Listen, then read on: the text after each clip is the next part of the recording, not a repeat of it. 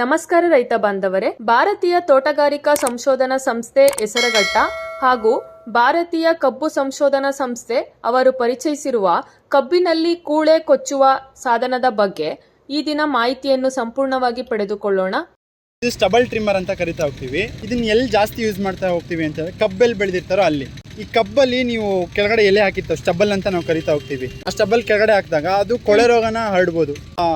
ಅದೊಂಥರ ನೆಕ್ಸ್ಟ್ ಕ್ರಾಪಿಗೆ ತುಂಬ ಪ್ರಾಬ್ಲಮ್ ಆಗುತ್ತೆ. ಕೊಳೆ ರೋಗ ತಡೆಗಟ್ಟಲ್ಲಿ ಈ ಸ್ಟಬಲ್ ಟ್ರಿಮ್ಮರ್ ತುಂಬ ಎಫಿಷಿಯೆಂಟು. ನೀವು ಕೆಳಗಡೆ ಅಲ್ಲಿ ಬ್ಲೇಡ್ ಹೋಗ್ತಾ ಹೋಗ್ಬೋದು, ನೋಡ್ತಾ ಹೋಗ್ಬೋದು. ಇದು ತಿರುಗತ್ತೆ, ಮೂವ್ ಆದಂಗು ತುಂಬ ಶಾರ್ಪ್ ಈ ಕಡೆ ಇರುತ್ತೆ.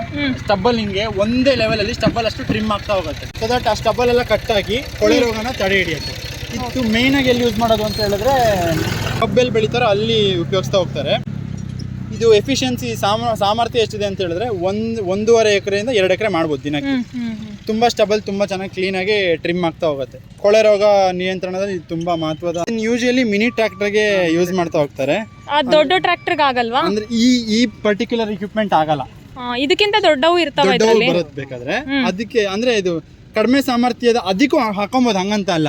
ಕಡಿಮೆ ಸಾಮರ್ಥ್ಯದ ಟ್ರ್ಯಾಕ್ಟರ್ನೇ ಸಾಕು ಈ ಒಂದು ಸ್ಟಬಲ್ ಟ್ರಿಮ್ಮರ್. ದೊಡ್ಡ ಟ್ರ್ಯಾಕ್ಟರ್ಗೆ ಇದನ್ನ ಯೂಸ್ ಮಾಡ್ತೀವಿ. ಇದು IASR ಪ್ಲಟೂನ್ ಮ್ಯಾನೇಜರ್ ಅಂತ, ಕಬ್ಬಿನ ಕೊಳೆ ಕೊಚ್ಚುವ ಸಾಧನ. ಇದರಲ್ಲಿ 2 ಉಪಯೋಗ ಬರುತ್ತೆ. ಒಂದು ಸ್ಟಬಲ್ನ ಕಟ್ ಮಾಡ್ಬೋದು.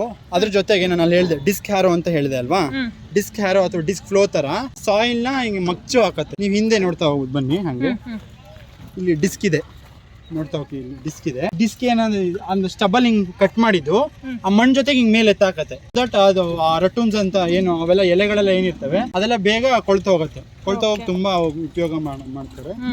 ಇದು ಅದೇ ಅವಾಗಲೇ ಹೇಳಿದೆ, ಕೊಳೆ ರೋಗ ತುಂಬಾ ಬರುತ್ತೆ. ಶುಗರ್ ಕೇನ್ ಮುಂಚೆ ಶುಗರ್ ಕೇನ್ ಕಟ್ ಮಾಡಾದ್ಮೇಲೆ ಅವೆಲ್ಲ ಸ್ಟಬಲ್ಸ್ ಏನಿದ್ವು ಅದೆಲ್ಲ ಒಂದೇ ಕಡೆ ಸುಟ್ಟಾಕ್ತಿದ್ರು.